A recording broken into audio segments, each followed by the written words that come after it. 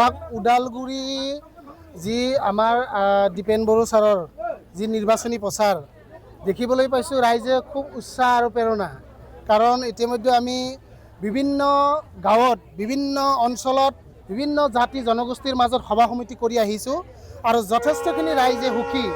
ৰাইজে ওতপ্ৰোতভাৱে দলে বলে ৰাইজে ওলাই আহিছে আৰু ইউথসকলে ষ্ট্ৰংভাৱে তেওঁলোকে দলে বলে আজি প্ৰমোদ বড়োৰ নেতৃত্বত যি চৰকাৰ এই নীতি আৰু আদৰ্শৰ প্ৰতি আকৃষ্ট হৈ প্ৰত্যেকে দলে বলে UPPL দলৰ প্ৰতি মানে আগ্ৰহ হৈ ওলাই আহিছে। আৰু দীপেন বড়ো ছাৰে আৰু যিহেতু প্ৰত্যেকটা জাতি জনগোষ্ঠী এটা সময়ত নেতৃত্ব দিছিল, তেওঁ আজি ৰাজনৈতিক দলত আহিছে। আমি ভাবোঁ আৰু প্ৰত্যেকটা জাতি জনগোষ্ঠী আশা আকাংক্ষা কৰিছে যে প্ৰত্যেকটা জাতি জনগোষ্ঠী এই অঞ্চলত বা এই মানে ওদালগুৰিত বসবাস কৰে। আমি জানো বেংগলী ভাইসকলে বসবাস কৰে, ৰাভা ভাইসকলে বসবাস কৰে, অসমীয়া ভাইসকলে বসবাস কৰে। প্ৰত্যেকটা জাতি জনগোষ্ঠীৰ ইয়াতে সমস্যা আছে, এই সমস্যাবিলাক নিশ্চয় সমাধান কৰিব। কাৰণ আমি BTRৰ 26টা জাতি জনগোষ্ঠী একেলগে বসবাস কৰি আছোঁ, যাৰ কাৰণে BTRৰ প্ৰমোদ বড়োৰ নেতৃত্বত আজি ভিজন ডকুমেণ্ট ওলাইছে। আজি যাৰ কাৰণে প্ৰত্যেকটা জাতি জনগোষ্ঠীৰ কমিউনিটি হল দিছে। ডেভেলপৰ ক্ষেত্ৰত, শিক্ষা দীক্ষাৰ ক্ষেত্ৰতে হওক বা যিকোনো ক্ষেত্ৰত খেল ধেমালি বা যিকোনো নাচ গানৰ পৰা আদি কৰি প্ৰত্যেকটা আজি মানে খুব ডিচিপ্লিন মেইনটেইন কৰি আজি আমাৰ প্ৰমোদ বড়োৱে আগবাঢ়ি ল'ব গৈছে। আৰু আমি আজি এই ওদালগুৰিত যিটো নিৰ্বাচনী প্ৰচাৰত আহি দেখিবলৈ পাইছোঁ, দীপেন বড়ো ছাৰক প্ৰত্যেকেই দলে বলে আদৰি লৈছে, প্ৰত্যেকটা জাতি জনগোষ্ঠী আদৰি লৈছে আৰু নিশ্চিন্ত জয়ী হোৱাটো 100%। ইয়াতে প্ৰতিদ্বন্দ্বিতা বুলি ফেক্টৰত আমি কাকো লোৱা নাই।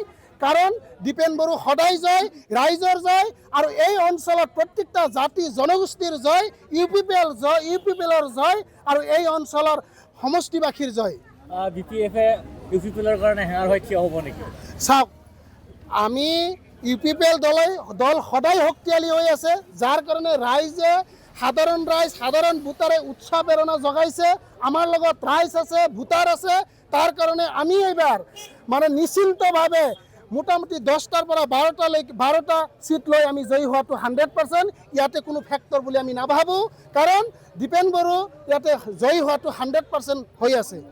তেওঁলোকৰ হাতত পাৱাৰ আছে, তেওঁলোকে পাৱাৰ খটাই বহুতো মানে প্ৰলোভন দিয়া বুলি আমি শুনিবলৈ চাওক, পাৱাৰ থাকিলেও এইটো একো কাম নাই, কোনো ভেলু নাই। মিছা কথা কৈ আছে, জাহা তাহা যোনে যেনেকৈ পাৰে ফিল্ডত মিছা কথা কৈ আছে। আজি চাওক, যিটো 2 লাখ কৰি যিটো চেক বিতৰণ কৰিছে, এটা ঘৰতে দেউতাও পাইছে, ল'ৰাও পাইছে। তো এনেকুৱা ধৰণৰ যদি হৈ থাকে, সাধাৰণ ৰাইজে, সাধাৰণ ভোটাৰৰ কি অৱস্থা হ'ব এইটো আপোনালোকে সকলোৱে জানে আৰু আপোনালোকে সংবাদ মাধ্যমে সকলোৱে জ্ঞাত যে এই ধৰণৰ দুৰ্নীতি চৰকাৰ ইয়াৰ পৰা হাতাও। কাৰণ BTRৰ পৰা হাতাও।